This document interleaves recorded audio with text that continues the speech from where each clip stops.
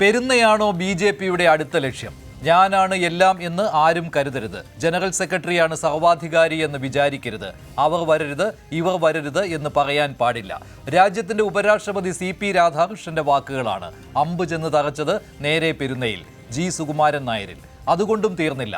പിന്നാലെ സുരേഷ് ഗോപിയുടെ വക അടുത്ത പ്രഹരം. പെരുന്ന സ്വയം ശുദ്ധീകരിക്കപ്പെടും. ഒന്നുകിൽ അവിടെ ഇരിക്കുന്നവർ ശുദ്ധീകരിക്കണം, അല്ലെങ്കിൽ സ്വയം ശുദ്ധീകരിക്കപ്പെടും. ബദൽ മാർഗങ്ങൾ ഉയർന്നു വരട്ടെ.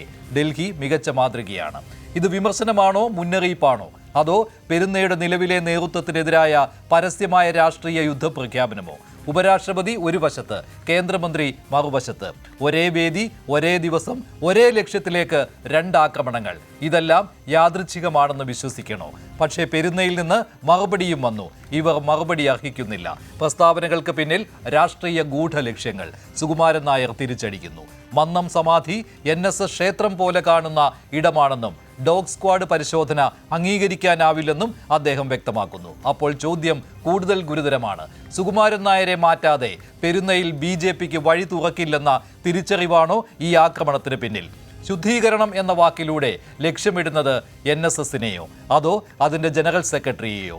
ഡൽഹിയിലെ മന്നം സ്മൃതി പെരുന്നയ്ക്ക് ബദലാക്കാനുള്ള രാഷ്ട്രീയ പരീക്ഷണമാണോ നടക്കുന്നത്? പെരുന്നയെ വരുതിയിലാക്കാൻ കഴിയാത്തവർ പെരുന്നയ്ക്ക് ബദൽ തീർക്കുകയാണോ? ലക്ഷ്യം ജി സുകുമാരൻ നായരോ അതോ NSSന്റെ രാഷ്ട്രീയ സ്വാധീനമോ? പെരുന്ന പിടിക്കാൻ BJPയുടെ ശുദ്ധീകരണ ഓപ്പറേഷൻ തുടങ്ങിയോ അതോ വ്യക്തിപരമായ നിലപാടുകൾ മാത്രമോ ഇത്?